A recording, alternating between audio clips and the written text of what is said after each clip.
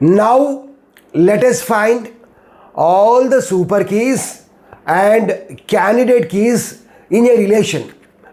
Here we have a relation with 4 attributes and 3 functional dependencies are given. We know what is a super key. Super key determines all attributes of a relation. So here the first super key is with all attributes. Here what are the attributes that we have? A, B, C, D. So this is the first super key. Let us find the closure of ABCD. A determines itself. Next B determines itself. We have reflexive property. C determines itself. D determines itself. So here we have all attributes of a relation. So we can say that ABCD is the super key. So let us write the super keys here. So here the first super key is ABCD. Now let us find other super keys. So let's try to check whether we can eliminate any attributes from this super key or not. Here A determines B. So if we have A, then we can say that we can easily determine B. So there is no need of B here. So we can remove this B. So let us find the closure of ACD. So whether ACD is super key or not. What is a super key? It determines all attributes of the relation. A determines itself. C determines itself. D determines itself. Here we have A. A determines B. So here also we have all attributes. ACD can also determine all attributes of the relation. So we can say that ACD is also super key. Now let's try to eliminate some attributes from this super key. Here we have A determines B, but there is no B here. If we say, if we observe this one, C determines A. So that means if we have C, then directly we can determine A. So now there is no need of A. So we can remove this A. So let's check whether CD is super key or not. Let us find the closure of CD. C determines itself. Next, D determines itself. Next, here we have C. C determines A. Here we have A. A determines B. Here we have all attributes. So we can say that CD is also super key. Now let's try to eliminate some attributes from this super key. So C determines A, but unfortunately there is no A here. Next with D, there are no functional dependencies. So we can't reduce this CD. So we can say that these 3 are the super keys. Now let us find the candidate key. We know what is candidate key. Candidate key means the minimal super key. Here we have 3 super keys. First super key contains 4 attributes. Second super key 3 attributes. Third super key 2 attributes. So we can say that CD is candidate key. But we can't say 100% CD is the candidate key. Why? Because from CD we can determine other subsets such as C and D. So let's check whether they are super keys or not. So let us find C closure as well as D closure. So these are proper subsets or subsets of CD. If C closure contains all attributes, then it will becomes super key as well as candidate key.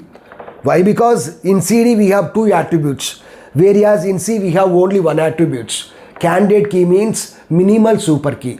So C will becomes the candidate key. So let us find C closure. C determines itself. Next C determines A. Next here we have A. A determines B. Here we have B. B determines C. But already we have C here. So here C closure means A, B, C. But D is missing. So we can say that this is not a super key. Next, let us find D closure. D determines itself, but here there is no D in the functional dependency. So D closure will contain D only. So here A, B, C are missing. So we can say that this is also not a super key. So out of these three keys, so which is the minimal one? CD. So here the first candidate key is, what is the first one? CD. Let us find the remaining candidate keys as well as super keys. For that, first we have to find the prime attributes. What are prime attributes? Prime attributes means the attributes which are part of the candidate key. So here we have CD. So CD are the prime attributes. Now we have to find the remaining candidate keys. In order to find the remaining candidate keys, we have to check whether these prime attributes available at the right hand side of the functional dependency or not. So here we have C. Let's check whether C is available at RHS or not. No. Yeah, here we have C. So what is the first candidate key? CD. So here we have C at the right hand side. So we can replace this C by this left hand side, B. B determines C. So replace C by B. Next D as it is. So if prime attributes are not available yet the right hand side of the functional dependency, then we can say that this relation has only one candidate key, that is CD. So instead of this, if we have B determines E, if we have B determines A, so here C is not available at the right hand side as well as D is not available at the right hand side. So we can say that this relation has only one candidate key, that is CD. So now we can say that this BD is also super key. Why? Because if we calculate BD, then it will determines all the attributes. So, but we can't say BD is the candidate key. So for that, we need to find the subset of the BD. We need to find B closure as well as D closure. Let us find B closure. B determines itself. Next B determines C. Next C determines A. A determines B, but already we have B here. If you see here, we have ABC, but D is missing. So we can say that this is not a super key as well as candidate key. Next, let us find D closure. D determines itself.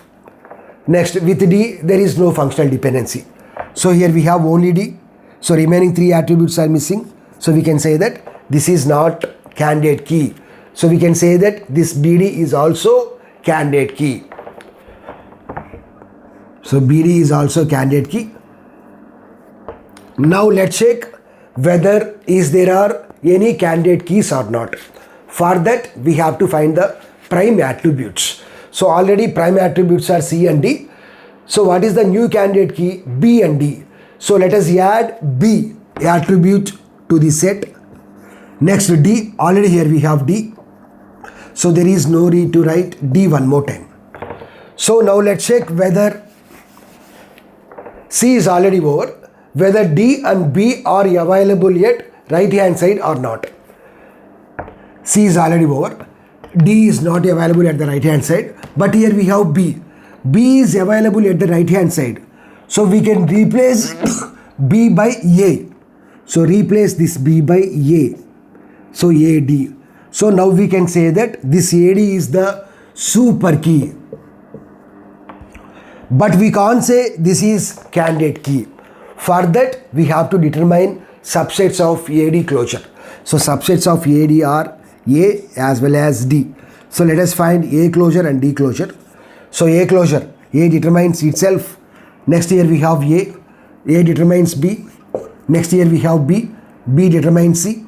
Here we have C determines A. But already we have A, B, C closure result. But D is missing. So we can say that this is not a super key. Next, let's check for D. D determines itself. Next, there is no D here. So here remaining 3 attributes are missing. So we can say that this is not the candidate key or super key. So here the candidate keys are CD, BD, AD. So totally we have 3 candidate keys, and the prime attributes are 3 attributes CDB, and the super keys are 1, 2, 3, 4, 5. So we 1, 2, 3, 4, 5. So totally we have 5 super keys. In the next video, I will solve one more problem with 5 attributes. I will share that video link in the description as well as first comment.